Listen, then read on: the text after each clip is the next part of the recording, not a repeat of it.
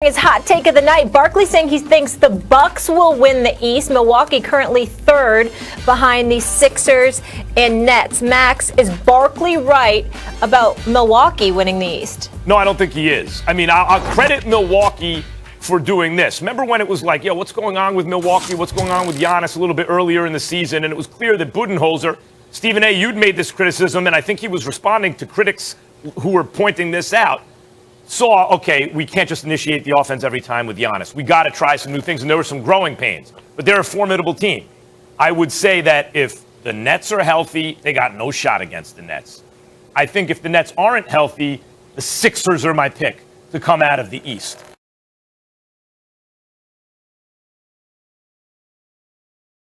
I saw the Sixers just give the Suns everything they wanted without Ben Simmons or Tobias Harris. And Embiid has just been a monster this year, having one of the all-time great years on a per-game basis. So I would say, no, I don't think that the Bucks are winning the East. I disagree with Charles Barkley. Well, first of all, I really appreciate you copying what I said in terms of Brooklyn going to the finals. Obviously, if they're not healthy, we're both going to pick Philadelphia. You picked Philadelphia. You took you a while to jump on the Nets bandwagon, but that's okay. They didn't have Harden yet. That's okay. You don't party too much anyway, so you being late to a party is no crime. Having said all of that, here's the reality of the situation, okay? You want to know why the Bucks are not going to win the East? Because Charles Barkley said they will. It's just that simple. I love my brother Chuck, but we all know about his guarantee. We understand that. I recall him picking out the brooms when the Trailblazers were going up against the Lakers in the conference finals last year. I recall this man walking around with a broom. Not only was he blasphemous in saying that they were going to beat the Lakers, he actually said they probably was going to sweep them. So we all know, and that's just the latest, but it's all right, because God knows I've been wrong too, but I'm just messing with my brother right there. But that's how you really, really know they're not going to win the East, because Chuck said they were going to win the East. That's just the way it goes. Milwaukee is formidable. We understand it in all seriousness. Percentage-wise, they're the number 2 3-point shooting team in the NBA. They're the number 1 offense in points in the NBA. We know they're high percentage scorers from 2-point range because of their size and a Greek freak in the post and dunking on everybody. We get all of that. Milwaukee is no joke. The question is, do you think they could get through Brooklyn and Philly? I don't see that. Do we think Philly could get through Brooklyn and Milwaukee? I don't see that. Could we see Brooklyn getting through both? Yes. If Harden, KD, and Kyrie is healthy. Me personally, it's really about KD and one of the two. Now, you don't even need both if KD is 100%. And I got serious questions as to whether or not KD is going to be 100%. My only question about the Brooklyn Nets isn't even their collective injuries. It's KD's health and Kyrie wanting to play. And obviously, I think Kyrie's going to want to play come postseason time. So it's really about KD's health.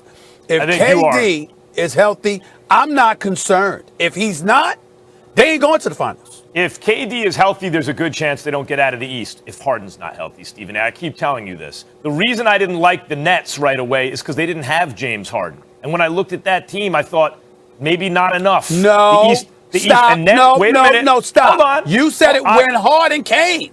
Excuse me. When Harden came, you said that. I am getting to that, Stephen A. When they got Harden, they weren't playing defense. I said, still not enough. They got to be a better defensive team so quickly. They went from worst ever to decent so quickly. That's number one. Number two, Harden and Kyrie, there was no guarantee they could share the backcourt. Harden and Kyrie, without KD, were beating everybody. Even sometimes just Harden without Kyrie was winning. So if you think that they're going to do it without James Harden, you are mistaken. They need James Harden. You know what? Yes. Forget the Nets. Forget Philadelphia. The rest of this segment is dedicated to Max Kellerman, you and your slick self. See, this is what you do. Let me tell you what you just did, Max Kellerman. Listen to what he did, Molly. He started off his soliloquy by saying he didn't pick the Nets initially because they didn't have Harden. Right. Then he said, I'm getting to it. Then he comes back a little bit later and he says, then when they got Harden, hold on a minute, stay with me, Max. Stay with me. I'm going to give you a chance to respond. First you said you didn't want the Nets because they didn't have Harden yet.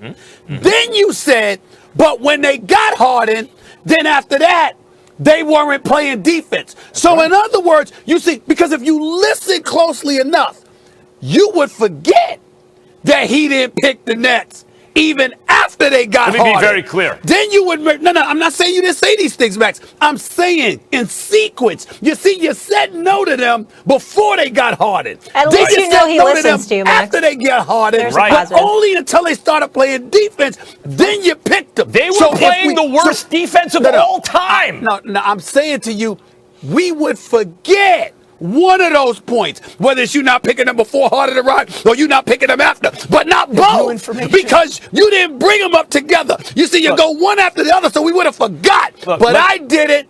Let me be very, you didn't forget very them. clear. You didn't pick them before. You didn't pick them after. One person's Let me be listening, very clear. and Let me that's be very- Stephen A. Let me be very, very clear. We do this show 5 days a week.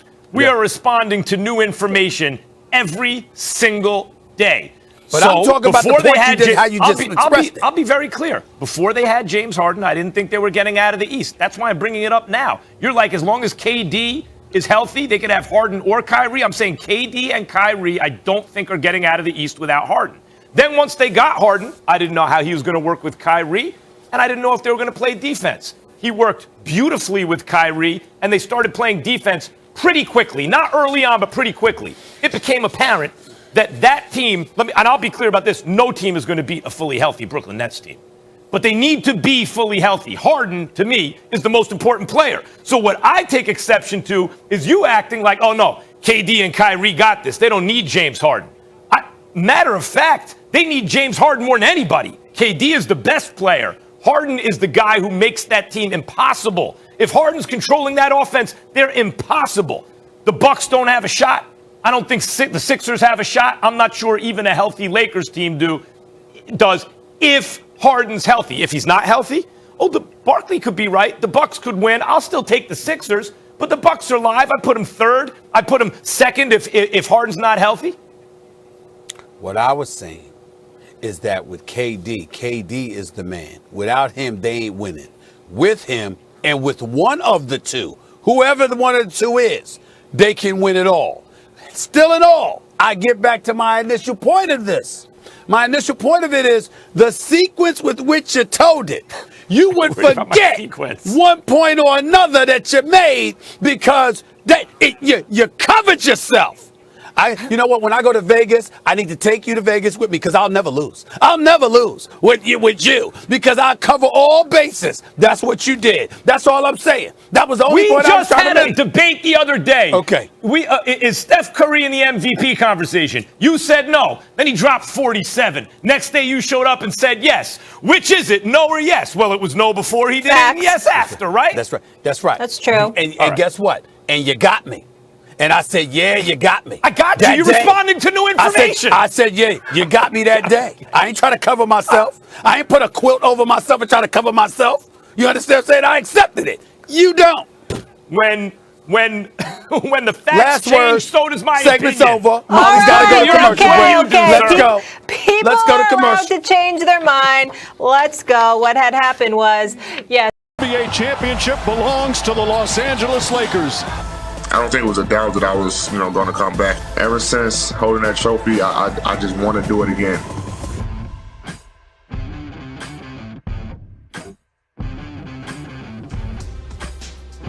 Good morning. What's going on, everybody? Welcome into First Take on a Feel Good Friday, fellas. We have a big show today. We have a Stevens A-list. I hear of the top 5 sports movies, and I heard it's horrible, so I can't wait for that. Michael Irvin is joining us. That's what I heard, Stephen A. There's just one movie I want to make sure is on that list, Molly. Joining us. No one that has ever associated the word horrible with me, so I'm not worried about that. No, we're not. It was actually horrendous. It wasn't horrible, so I Horrible, screwed that up. horrendous, whatever. And Stephen A goes one-on-one with Trevor Lawrence. So big show, fellas. Let's get right into it, and we're going to start in the NBA because Anthony Davis, he was back, y'all, playing for the first time since February 14th after needing nearly 9 weeks to recover from a calf strain and Achilles tendinosis in his right leg. He started for the Lakers, was finished by halftime. He finished with 4 points, 2 for 10 shooting, 4 rebounds, 1 assist, 1 block, 1 steal. He also missed both of his free throw attempts, and LA was outscored by 13 points in the 16 minutes he played. Let's take a look now at the Western Conference standings. Marinate on that for a hot second. Jazz, Suns, Clippers, Nuggets, Lake Show rounding out the top 5. Stephen A. Smith, are you taking the Lakers or the field to win the West? Well, I haven't jumped off the Lakers bandwagon. I've always said that if LeBron and AD are healthy, they're going to be fine. But I must acknowledge, I ran into a couple of Lakers while I'm out here in LA, and obviously I know a lot of people within the organization, and consistently, while everybody acknowledges the health of Anthony Davis is vastly improved, they talk about being concerned about the conditioning.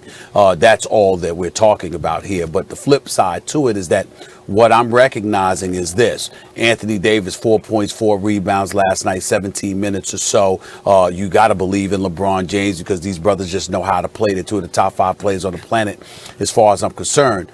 But I can't ignore what I'm seeing out west with the Phoenix Suns, and specifically with the Los Angeles Clippers as well. They're the number 3 seed in the Western Conference. They're the top shooting 3-point shooting team in the league. And so when I look at the formidability